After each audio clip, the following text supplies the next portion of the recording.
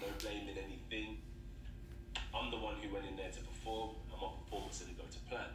My game plan didn't go to plan. So I have to kind of readjust, analyze, do my best to correct it, and get the job done in the rematch. What's up, fight fans? This is Kurt DeVille with Counterpunch Boxing News, and I want to counterpunch something today. I just saw the Anthony Joshua, my loss from my side, on the Anthony Joshua page on his channel, and he was explaining his loss. He was explaining the weekend as a whole, and he insists that there were no panic attacks. Um, there is a rematch clause. He's going to exercise that, as we all know. He doesn't mind it being in New York because he loves New York. They opened up to him. You know, he loved the whole experience. He also stated that he wants to take his loss like a man. It was nobody's fault, no thing to blame for his loss. He went in there with a game plan and didn't follow the game plan. So that's what Anthony Joshua had to say. He said that winning is not a thing that you want to get accustomed to, but you know, his saying is you don't want to let success go to your head, neither you don't want to let your failures hit you too hard. So he said that's a lesson to learn, and it's a learning process. And he says that Andy Ruiz congratulated Andy Ruiz once again. He also said that Andy Ruiz has, you know, his titles for about 6 months. So, you know, because, you know, he intends to winning them back from Andy Ruiz, obviously, by saying that comment. And he said that he's going to stay loyal to his team. He said the people that have been with him for a very long time, you know, they've changed his life in and outside the ring. He mentioned that to make him, you know, a better boxer as well as a better person. So I feel that that was one of the reasons that he decided to stay with them. He's still in New York to this day, unless he left today. But again, he sounds like he was in good spirits.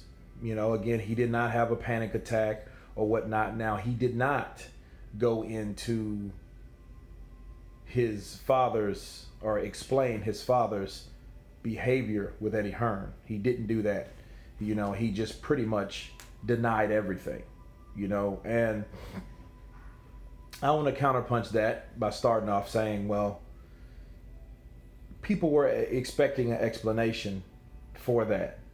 You know what I mean? Because that's running around the internet, and it's a lot of things that just weren't clear about the ring walk, the physio stuff was going on with him. You know, the black eyes, the cuts, the bruises on his face.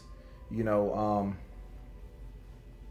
but he didn't. You know, he just really denied all that. You know, and I feel he did or gave us the politician answer along with his twist of realness, you know. So that's when he became a politician. No, nothing happened. None of that happened. You know, no excuses. And it's admirable because, you know, you don't want to be that guy that has excuses or makes excuses for something that he done. Now, I will say this.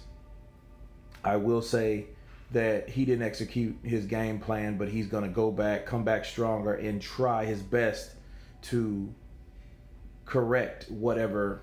And he didn't even use correct. He's going to do his best, you know, to bring those belts back, you know. But comments like that worry me simply because if you did nothing wrong, you wouldn't be in the situation you were in. You know what I mean? So obviously he didn't follow his game plan, you know, like he should have. And I got to do a fight study on that, you know, like an in-depth one with you guys. But it was a pretty good cut. It was slow. It was short, you know. And I'm really surprised to see him this early back on social media, honestly. You know, it was a good overall show. You know, but I would agree that his loyalty can possibly be his downfall because I feel that he does need more trainers. And I know there's a reason that he reached out to Freddie Roach once upon a time. You know what I'm saying? So, and I think you can only learn so many things from so, you know, because one trainer only has so many dynamics, so many different training methods. Whereas another trainer you can learn so much for, and then you can grow, you know, talentedly, you know, from what you've learned and then add to that. You know what I'm saying? So, you know, but it was an overall good interview, I feel. You know, but basically it was AJ explaining the things that are the way that AJ explains things. You know, I wish it was more of a Q&A. It was more like, you know, an analog, you know. So, but anyway, I'll send the link below to the actual interview. Let you guys check it out. You guys tell me what you think about this particular interview. Of course, please subscribe. You guys been Counterpunch. Peace.